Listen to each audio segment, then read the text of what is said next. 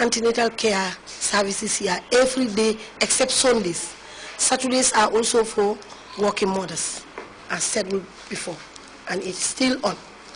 So when antenatal, we see different areas come to the health centers from but Serakunda is purposely Thursdays, but the other areas like London Corner, Latrikunda, German, Talinding, Churchestown, they all come here. And the services available here, we do health talk before we start our clinics. There is a trained nurse, a community health nurse who does mostly the health talks, and then we take their blood pressures, we weigh them, we tell them why we do that before we start anything. Anything we do for them, we explain it to them. We take their blood pressures, we weigh them, and they come. This table is where we do the bookings. The booking is done by very senior skilled people because booking is very important. That's where it starts. If you take patients, if you book patients wrongly, you will get a wrong diagnosis of the patient. You will not know whether this is very high a risk. Though nowadays we see every pregnant woman as a risk until they deliver normally. So when they are booked, we know their risk score, at least where to, we would then start advising them on where to deliver, either in the health center or in a hospital. Many factors influence pregnancy-related health outcomes. It is important for all women of reproductive age to adopt healthy lifestyles. Health talks are available to ensure that pregnant women receive appropriate medical advice and care. PMTC services are also available, and the focal person is here. He will tell you more on what she does on the PMTC services. When they are at the age of 16-week gestation, we give the first Fansida, that is 3 tablets star. Then at the age of 28 to 34 weeks, we give the second dose of Fansida. This thing is done to prevent malaria in pregnancy. As malaria in pregnancy is very dangerous for antenatal mothers, it can cause premature delivery, premature babies, and even maternal deaths or neonatal deaths. Anemia is having lower than the normal number of healthy red blood cells. Treating the underlying cause of anemia will help restore the number of healthy red blood cells. Women with pregnancy-related anemia may feel very tired and weak. This can be helped by taking iron and folic acid supplements. Healthcare providers always check their patients' iron levels throughout pregnancy. Ferrous sulfate, it is there to prevent anemia in pregnancy. They take it from the very day they start antenatal clinic until they deliver up to 6 weeks of postpartum time. It is to our knowledge that women don't like taking it, but it is very important. It's a combination of ferrous sulfate and folic acid. That's why sometimes when they tell us they don't drink it, we advise them on what to do. It is that they can take it during food. They can put it in their food and drink it because it is very important. Because the average Gambian woman during pregnancy, their hemoglobin is always low. Mostly 10 is the highest. And we all know when you deliver, the blood you lose is always high. So that's why we always advise them to take their their iron tablets. And supplementary feeding, like good nutrition, also is, we do advise them on good nutrition. So that when they deliver, even if they lose blood, it will not be detriment to them. We give them TT to cover during delivery, and both the mother and the baby, you know, during delivery. Some of them may deliver at home. Who knows?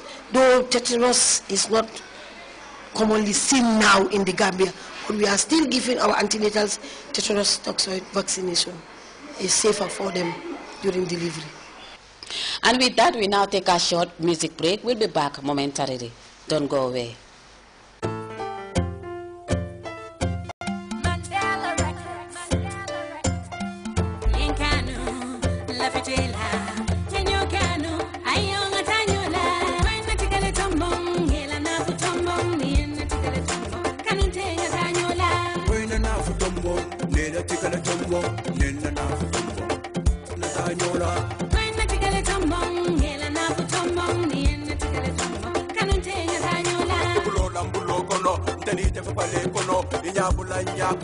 Contano bene in gelo, cano bene in calo, sempre ne cosalo, e pluto bene in malo, e dilato bene salo katanna beni dalo kanona mindandalo kamina beni jelo dolta ojalo ikoina tikale tombong hela na futombong ni na tikale tombong kanuntenga tanyola koina na futombong nera tikale tombong nena na futombong na tanyola ikoina tikale tombong hela na futombong ni na tikale tombong kanuntenga tanyola kadi amu foyen jabi kanole benteni tema jawol lafta sabi tenite voice for merbi akbabi almadu ale jabi lulu wo sani montoro bay bayona samato kurtolu nindendiko najina london suto na tandong johnny silindior ikoina tikale tombong hela na futombong ni na tikale tombong kanuntenga tanyola koina na futombong nena tikale tombong nena na futombong na tanyola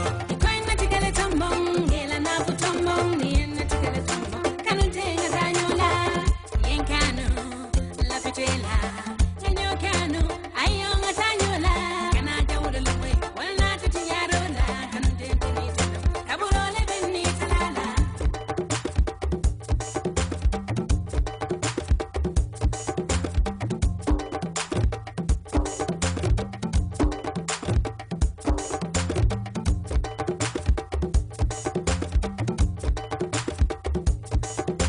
ikoina tikale tombong hela na futombong ni na tikale tombong kanuntenga tanyola koina na futombong nena tikale tombong nena na futombong na tanyola ikoina tikale tombong hela na futombong ni na tikale tombong kanuntenga tanyola kanole benteni tema kukurani lalo keba kano mundata lares wale kan sambanyola na kanjang sasaboro yadi ya kanakuya yalo netele na talon bedala buke jenje ma fangolong ka kenkeng niano mula kulung kono yantu ko mani kama ikoina tikale tombong hela na futombong ni na tikale tombong kanuntenga tanyola koina na futombong nena tikale tombong nena na futombong na tanyola ikoina tikale tombong hela na futombong ni na tikale tombong kanuntenga tanyola koina na futombong nena tikale tombong nena na futombong na tanyola ikoina tikale tombong hela na futombong ni na tikale tombong kanuntenga tanyola